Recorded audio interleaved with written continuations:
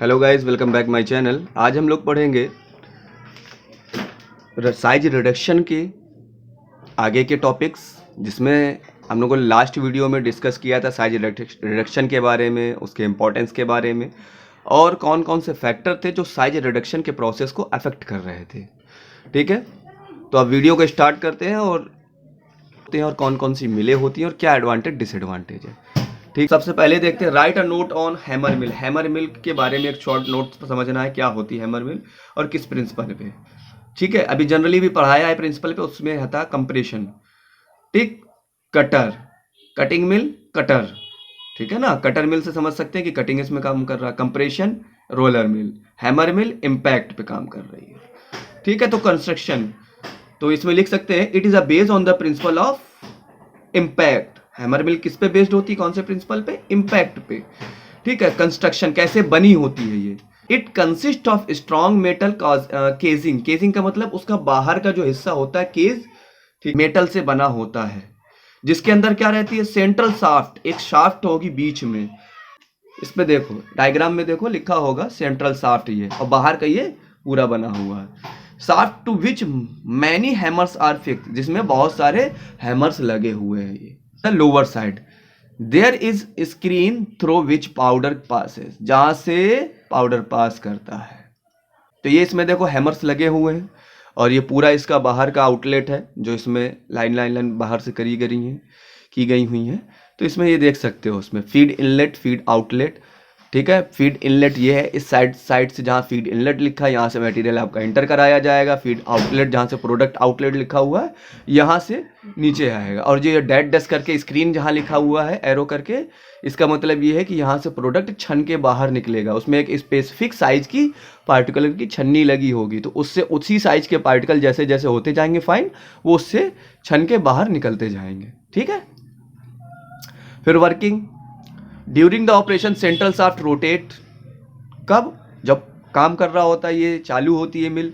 ठीक है, central shaft क्या होता है? रोटेट करता है, मूव करता है विथ हाई स्पीड, बहुत तेज स्पीड के साथ। The hammers bite the material entering from feed inlet and powder material is collected through the outlet. Hammer में फिर क्या होता है, जब मूव कर रहा होता है तो इनलेट की तरफ से, फीड इनलेट जहां लिखा हो वहां से मटेरियल डाला जाता है।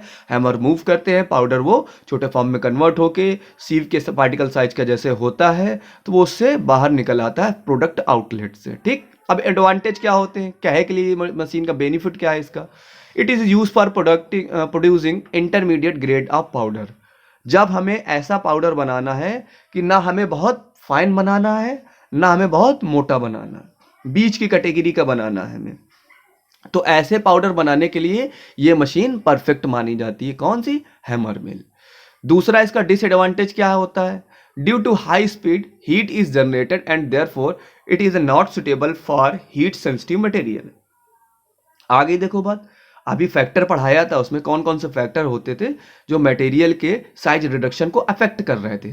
तो सेम वही डिसएडवांटेज यहाँ पर आ गया कि मटेरियल जब साइज का रिडक्शन हो रहा होगा, उस दौरान क्या होगा? हीट जनरेट होगी। उस हीट जनरेट होने की वजह से ऐसे मटेरियल जो हीट सेंसिटिव होते हैं, हीट सेंसिटिव का मतलब हीट की वजह से वो चिपकने लगते हैं या मेल्ट होने शुरू हो जाते हैं, तो वो क्या करते हैं वहाँ पर, ऐसे मटेरियल के लिए हैमर मिल सुटेबल नहीं है। अगर हम उनको भी इसी से करेंगे तो क्या होगा? मटेरियल इसकी वॉल पे चिपक जाएगा। ठीक है ना, जैसे ये मूव करेगा, तेज स्पीड में हीट जनरेट होगी, तो उस पर अडेयर हो जाएगा उसके इनसाइड पे। ठीक, आगे देखो, write a note on disintegrator. Next है, दूसरी मिल है जो डिसइंटीग्रेटर है। अब ये डिसइंटीग्रेटर अपरेटस टाइप का भी, डिसइंटीग्रेशन टैबलेट के केस में जब उसका एक टेस्ट होता है, डिसइंटीग्रेशन अपरेटस, बड़े टैबलेट से छोटे छोटे टैबलेट में पार्टिकल में कन्वर्ट होने, तो उसको भी चेक किया जाता है। तो ऐसे डिसइंटीग्रेटर भी है। ठीक, तो इसका भी काम यही है कि बड़ा पार्टिकल आप डालोगे तो उसको छोटे छोटे महीन पार्टिकल में तोड़ेगा ये। अब कौन से प्रिंसिपल पे बेस्ड होती है? इम्पैक्ट पे। इम्पैक्ट प्रिंसिपल क्या होता है? जिसपे आपका मटेरियल जो होता है क्या करती, इस पे जो रोलर लगे हुए हैं ये मूव कराते हैं, बीच में दिख रहा है, ये मूव कराते हैं, ये इस पे आपका मटेरियल डला हुआ है, तो ये तेजी से घुमाएंगे उसको, मटेरियल को। जब तेजी से घूमेगा, तेज से ये, तो उसकी वजह से क्या होगा? वो छोटे छोटे पार्टिकल में टूटने लगता है। ठीक। और जितने नीचे सीव लगी होती है इसमें भी, और वहाँ से वो छन के नीचे गिरने लगता है, जैसे कि हैमर के कंडीशंस में हो रहा था। ठीक है ना। तो इम्पैक्ट वाला और हैमर वाला भी उसी टाइप का कंडीशन है, समथिंग समथिंग उसी मैकेनिज्म पे बेस्ड होते हैं। उस पे हैमर लगे थे मटेरियल को क्रश करने के लिए, इस पे इम्पैक्ट के लिए रोलर टाइप का लगा होता है, मूव कराता है उसको। तो कंस्ट्रक्शन कैसे बनी होती है ये? It consist of steel drum, एक स्टील का ड्रम टाइप स्ट्रक्चर होता है इसका, having shaft in the centre, इसमें भी एक सेंटर में शाफ्ट होती है, ठीक है ना। उसके बाद shaft contain disc on which 4 beaters are fix, shaft में 4 डिस्क लगी होती हैं। एक जैसे ये है, यहाँ पर एक शाफ्ट लगा दी गई और उस पे अगल बगल डिस्क लगे हुए हैं। डिस्क का मतलब वही ब्लेड टाइप से समझ लो, लेकिन वो ब्लेड उसमें धार नहीं होती है, ठीक है। 4 beater are fix, the shaft rotor rotates with the speed of 500 to 700 revolution per minute. 1 minute के अंदर वो शाफ्ट 500 से 700 चक्कर लगाती है, मूव करती है 700 बार 1 मिनट के अंदर। अब इतनी हाई स्पीड में होगी तो मटेरियल भी फिर जाहिर सी बात है उसमें मूव करने की वजह से पार्टिकल आपस में टकराएंगे, टकरा टकरा के वो टूटने लगते हैं। The upper inner surface of the drum is rough and lower part of drum has sieves. कह रहा अपर का जो सरफेस होता है, ऊपर का जो सरफेस होता है ड्रम का, वो रफ होता है, और नीचे के सरफेस में क्या होता है, सीव्स लगी होती, छन्नी लगी होती है। The material entering through the hopper is broken into small particle. Material क्या करता है, हॉपर के जरिए से ऊपर से डाला जाता है उसमें। हॉपर जानते हो ना, जैसे गेहूं की मशीन होती, मिल होती है, उसमें ऊपर हॉपर लगा होता है एक बड़ा सा, उससे डाला जाता है और छोटे एक स्पेसिफिक क्वांटिटी में वो मशीन के अंदर जा रहा होता है, नीचे आके उसका मुंह छोटा सा हो जाता है, जैसे कीप, ठीक है ना, बड़ा ऊपर रहता है, नीचे आके पतला हो जाता है, उसी को हॉपर कहा जाता है। Hopper is broken into small particle by impact of beaters. The grinding also occurs because of streaking of particle on rough upper surface of the steel drum. देखो वही बात बता रही है कि ऊपर के पार्टिकल जो होता है वो रफ होता है ड्रम का, नीचे का होता है उसमें सीव लगी होती है, जिससे स्मॉल पार्टिकल जो होते हैं वो निकल निकल के बाहर जाते जाते हैं ग्रिंड होने के बाद, ठीक। अब डस्ट बैग, एक डस्ट बैग लगा होगा। Dust bag is attach to the outlet through the which air is allowed to pass the help retain in the dust carry by air. कह रहा है कि इसमें एक डस्ट बैग लगा होगा जिसमें वो जितनी भी डस्ट आएगी, जितने भी फाइन पार्टिकल होके पता चला कि डस्ट के फॉर्म में आ रहे हैं, वो सब उस कैरी बैग के अंदर आके सेव हो जाएंगे उसमें। वहां पर जो वर्कर होंगे उनके लिए भी इजी हो जाएगा काम करना भी, ठीक। अब एडवांटेज क्या होते हैं इसके?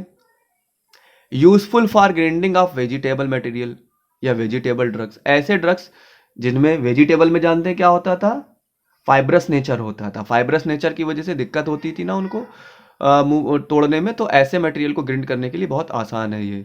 कौन सी मशीन? डिसइंटीग्रेटर। दूसरा powdering of hard material, hard material का अगर पाउडर बनाना है तो उसके लिए भी ये मशीन प्रेफर करती है, अच्छी है ये। तीसरा है इसमें useful for mixing of different powder ingredients. कह रहा हमें जब मिक्सिंग करनी है पाउडर के साथ में दूसरे मटेरियल को मिक्स भी करना है तो उस केस के लिए भी ये मशीन परफेक्ट है। तो एक ही मशीन से पार्टिकल का साइज भी हो रहा है, एक ही मशीन से मिक्सिंग भी हो जा रही है। अब डिसएडवांटेज क्या है? Possibility of jamming of beaters if large piece of material enter it. क्या कह रहा है? क्या कह रहा है कि पॉसिबिलिटी ऑफ जैमिंग, जैमिंग का मतलब जाम हो जाने की पॉसिबिलिटी। कहाँ पर? बीटर को, जो बीटर है ना, वो जो मुंह उसमें लगे हुए पंखुड़ी उसकी कह दो।